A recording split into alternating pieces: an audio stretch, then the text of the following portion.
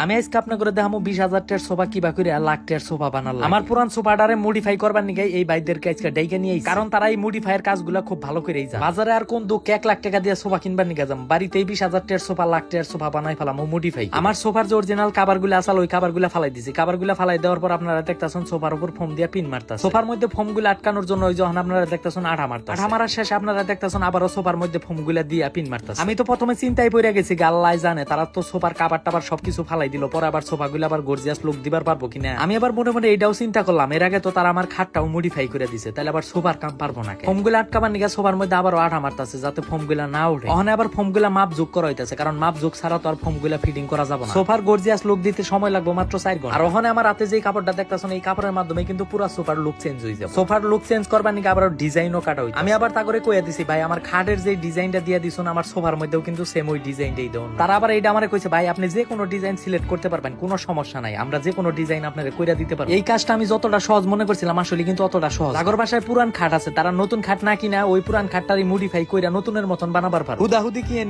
আমি বাজারে যাই নতুন একটা খাট কিনবো 20-50 হাজার টাকা দিয়ে, 10-12 হাজার হইলে তো আমি খাটই মডিফাই করবার পারবো। সোফার মধ্যে পিন মারা শেষে আপনারা দেখতেছেন এসএস স্টিলের ডিজাইনটা কাটা হইছে। স্টিলের ডিজাইনটা কাটা শেষে অনেক সোফার মধ্যে লাগাইতেছে স্টিলের ডিজাইনটা। এই ডিজাইনটাই দেখবেন কি সুন্দর একটা লোক আসে। এই ডিজাইনটা আমি খাটের মধ্যেও করছি। এই ডিজাইনটা অনেকেরই পছন্দ, আমারও অনেক পছন্দ। আপনারাও যারা আমার মতো পুরান সোফারে নতুন করবার নিগা চান, ভিডিওর স্ক্রিনে হোয়াটসঅ্যাপ নাম্বার দেওয়া থাকবে, এমনকি ভিডিওর ক্যাপশনেও কিন্তু একটা পেজ মেনশন দেওয়া থাকবে। সরাসরি যোগাযোগ করে তাদের মাধ্যমে খাট মডিফাই করতে পারেন, এমনকি সোফা মডিফাইও করতে পারেন। এই মডিফাইয়ের ব্যাপারে আপনারা অনেকে আমারে মেসেজ দেন, ভাই এই মেসেজগুলো আমারে দিয়া লাভ নাই, এই মেসেজগুলো দিবেন এই ভাইদেরকে, কারণ তারাই এই মডিফাইয়ের কাজগুলো করে থাকে। বাংলাদেশের যে কোনো প্রান্তে আপনার বাসা হোক কোনো সমস্যা নাই, আপনার বাসায় গিয়েই কিন্তু তারা এই কাজগুলো করে দিয়ে। এই মডিফাইয়ের কাজগুলো অল্প কিছু টাকার বিনিময়ে কিন্তু করা যায়। বর্তমান বাংলাদেশে এই মডিফাইয়ের বিষয়টা ট্রেন্ডিং হয়ে গেছে, যার বাসায় যাই তার বাসায় দেই খালি মডিফাইয়ের। 2025 সালে আইয়া কত কিছু যে দেখলাম হেডার কবার না, আরো যে কত কিছু দেখতে হইব হেইটাও আমাগর জানা না। যাওগা বেশ কিছুক্ষণ অপেক্ষা করার পর আমার এই যে সোফা মডিফাইয়ের কাজটা মোটামুটি শেষের দিকে। দেশের বাইরে অনেক ভাই ব্রাদার আছেন যারা টাকা পয়সা দেন বাড়িতে কিন্তু মনের মতন খাট পান না, মনের মতন সোফা। তাদেরকে আমি একটা কথা কবার চাই, ভাই আপনারা ওই খাট